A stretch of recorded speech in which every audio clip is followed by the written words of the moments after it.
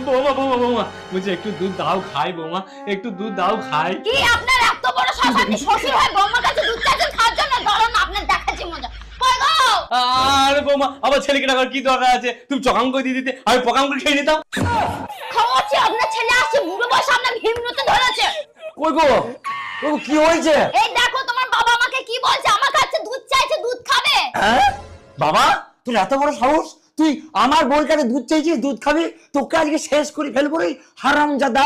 বাবা বাবা বাবা আমাদের শোন বাবা, চল চল বাবা, শোন বাবা, শোন বাবা, শোন আমার কথা শোন বাবা।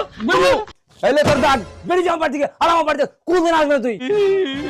তাহলে তুই বাবা আমাকে বাড়ি থেকে বের করে দিলে। মানুষ ঠিকই বলে, ছেলের বিয়ে দিয়ে দিলে না, ছেলে আর বাবা থাকে না, বৌমার হয়ে যায়। হ্যাঁ যা যা যা, কাটতে পড়া নিয়ে বংশে।